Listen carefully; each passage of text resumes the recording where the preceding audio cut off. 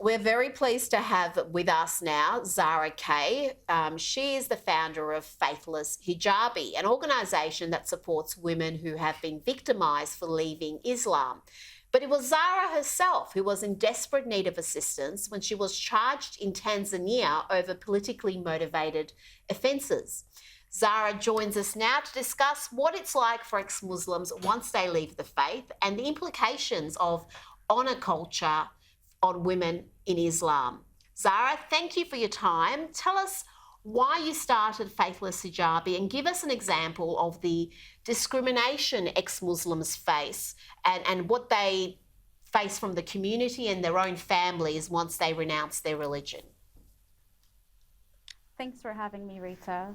I started Faithless Hijabi about 3 years ago, and it mostly came from me voicing my own opinions and having on social media, but listening to other women that came to me, some of them who hadn't even left the faith but were questioning, a lot of them who had faced familial abuse, honor-based abuse, and I think largely, even in secular countries like Tanzania, I was arrested for my activism by the Tanzanian authorities, but it was instigated by my former community. And that was very surprising to me because according to Tanzania, I hadn't broken any laws, but I was still arrested. So your own community, because you've left the faith and you've been outspoken about it, are you saying they alerted the authorities to what you had tweeted and instigated that arrest and that ordeal you went through? Yeah, so the arrest was based on 3 bogus charges, which really didn't hold up in court, and the charges were finally withdrawn. But as the media, and I'm sure you remember when I was first arrested, I tweeted about blasphemy because I had no idea what I was being called in for. The Tanzanian authorities actually summoned my brother and showed them the profile. And they're like, who is Zara Kay? She needs to come in because this is about her social media post. And this was right after me posting 2 men kissing in front of the Kaaba. And obviously in my head, that was the first thing that went into consideration when I was going to the police station and my device was taken. And then later on, when the news went high profile in Australia and in Tanzania, we had the police come forward and tell us this was instigated by the Khoja Shia Ethnoshari Jamaat, which is the community I come from, and that they planted it on me by not using my Islamic or anti-Islamic posts or any freedom of religion posts, but rather the post that I made about the president when I wasn't even in the country in May, when I'm an Australian citizen living in London. So really, they had no charges, but I was arrested simply because I held views that they didn't agree with, and they found me as a threat just being in Tanzania and visiting my family for a few months. Now, so where do you stand now? You've talked about, and the media have covered DFAT's rather lacklustre support whilst you were in Tanzania. Do you fear going back there again? Will you ever go back to see your family, or is it just going to be too difficult for you to go there? And just tell us a little bit more about some of the threats you face because of your work, some of the threats against your life and other abuse you've copped for standing with women who've left Islam. Yeah, so, well, despite not having any charges and despite not being held up on any charges or being banned from the country, I don't think I can go back to my childhood home. It was taken away from me.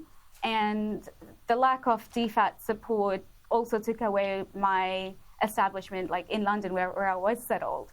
But in Tanzania, I definitely cannot go visit my family because if the community can get me arrested on bogus charges, they're clearly quite colluded with the authorities in Tanzania. The Shia community has previously supported, not previously, actually currently support their pro-Iranian regime. There's a high anti-America sentiment, which coincides with what Iranians believe as well, and they fund Islamist schools in Iran. But to have that power over a government, I mean, that shows how ingrained you are with the politics of the country to pay a bribe to arrest a foreigner who's there on holiday. I mean, imagine anybody else tweeting about the country being arrested only because they're there on a holiday. But in terms of the threats that I received during my arrest, one from the authorities, but also from other Islamists, my family received threats as well. We got cryptic calls. I was threatened that I'd be kidnapped and killed or raped. And these went on for months, and they still do every day.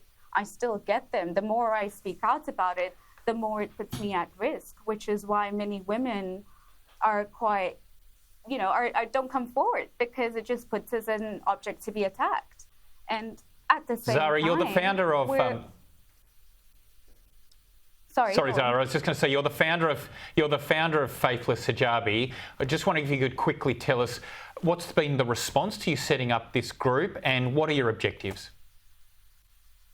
Yeah, so Faithless Hijabi initially started as a storytelling platform because a lot of women weren't getting that spaces to talk about the stories, whether or not they had left Islam, but they weren't getting spaces to talk about honor-based violence. And every time that they did, including myself, tried to talk about it, we were often shut down with the word Islamophobia.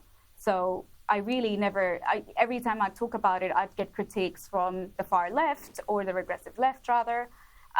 But I set up this group to enable people to connect who share that idea that they don't believe, or they disagree with some parts of Islam, or they want to remove the hijab. However, they're going to be ostracized, shamed, abused, or even killed by their families. And that honour culture is probably something we don't talk about enough in the West, and you've created a safe space for women to talk about what they're facing and have a support network, so that if they do want to leave the faith, if they do want to remove the hijab, they can do that and feel supported. Zara Kay, thank you so much for joining us today. Thank you.